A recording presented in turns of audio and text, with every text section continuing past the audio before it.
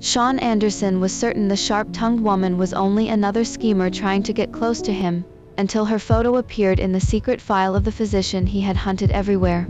She was his only hope to stand again, and she had just rejected him. Molly May, you and the B** stars in you, get lost. You are no longer my daughter. Walter May, Molly's father, stood high on the stairs as he furiously yelled at Molly, who helplessly sat on the floor. Molly was found to be pregnant. The father was not Adam. The incident was so shocking that it was on the news. Dad, I had no idea. Molly tried to explain herself. Walter walked back into the room without looking back, not even bothered to spare her a glance. On the second floor of the mansion, Diana stood next to the window with her arms crossed as she watched everything that happened, the corner of her lips curling into a smirk. 7 months later, Molly gave birth to 3 babies in a hospital, 2 boys and a girl. 5 years later, on the plane heading to Norfolk, Alex, the eldest, tapped on his phone screen. There's a mission from the Anderson family in Norfolk. They're offering $10 million for you to personally treat Sean Anderson's leg. Mommy. He is the current person in power in the Anderson family. Molly frowned. Darling, you know Mommy's principle. She had decided she would never treat people from wealthy families. At that moment, in the first-class cabin on the same flight, Sean Anderson sat quietly. Tony, his assistant, reported softly, "Sir, the physician you are looking for hasn't replied until now. It seems like that person's strange principle of not treating wealthy people is true." Sean looked up, his eyes cold. "Continue to send that physician our request. Increase the pay if it isn't enough until that person agrees." After landing, while waiting for the elevator at the hotel, Sean's wheelchair stopped next to Molly. A herb-filled scent reached him. Sean squinted and immediately grabbed her wrist. "Stand there." Molly turned around, startled. "What's the matter? This scent of yours, where did you get it?" Sean examined her with sharp eyes. Molly pulled back her arm coldly. "Mister, since you are already unable to walk, please behave yourself. Don't think you can ask people such offensive questions.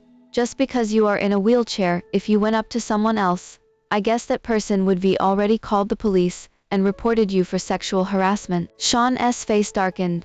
"What did you say? Sexual harassment, am I wrong?" Molly continued coldly. "You are asking a woman about her smell. As soon as you meet her, if you rent a pervert, who is? You are reckless." Tony yelled at her. "Do you know who he is?" "No, I don't, and I'm not interested to know either," Molly scoffed, turning around as the elevator doors closed. Later that day, Molly arrived at the May family's mansion to call off her engagement. Her ex-fiancé, Adam Herring, failed to recognize her at first and tried to flirt, only to be completely stunned when the butler introduced her. Inside, Walter handed her the marriage contract. "As long as you sign this, your engagement with Adam will be revoked." Without the slightest hesitation, Molly signed her name, looking ever so cool. "I'm not here to be anyone's daughter today, so I'll save the unnecessary talk. Since the contract is revoked, I'll be leaving now." "Stand right there." Walter yelled at her. "You shouldn't take the shares Grandpa gave you. Give that document to me right now." Molly laughed. "Grandpa gave this to me, so why can't I take it? Since you've all decided that I don't belong to the May family, what right do you have to stop me?" She scoffed and left with pride. Back at the hotel, Claudia ran into the elevator where Sean was and immediately hugged his legs, crying, "Daddy, why didn't you wait for me?" Sean paused, frowning. "Kid, you got the wrong person.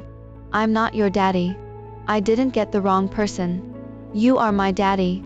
Claudia sobbed pitifully, clinging to his trousers.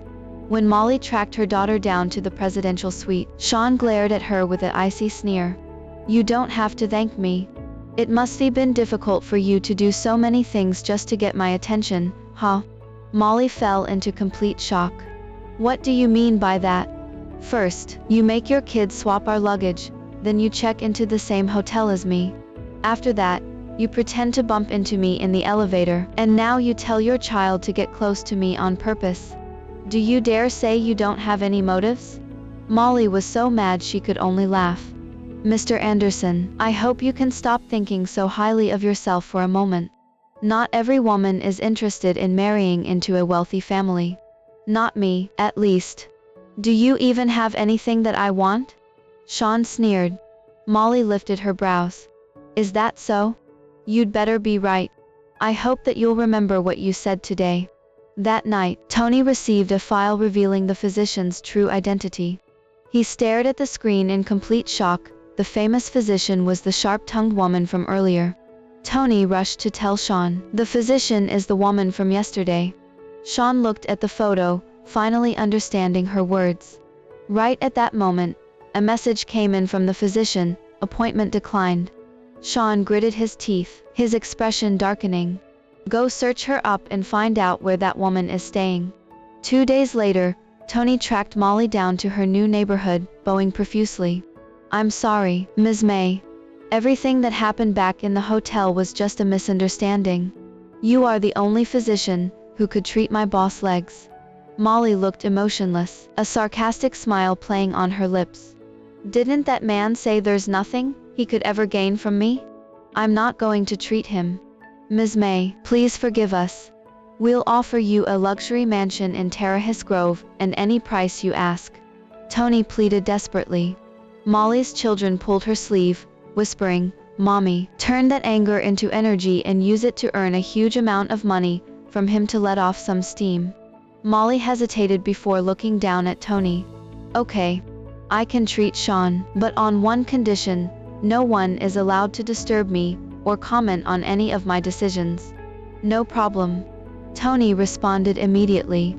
The next day, Molly moved into the mansion right next door to Scene's. At noon, her 3 children invited Sean over for lunch. When Sean arrived in his wheelchair, the triplets surrounded him enthusiastically. Ben and Claudia scooped food onto his plate. This shrimp is delicious, these sweet and sour ribs too. You have to eat more. Sean tasted the food, surprising himself by how much he enjoyed it. Not bad indeed, he answered seriously.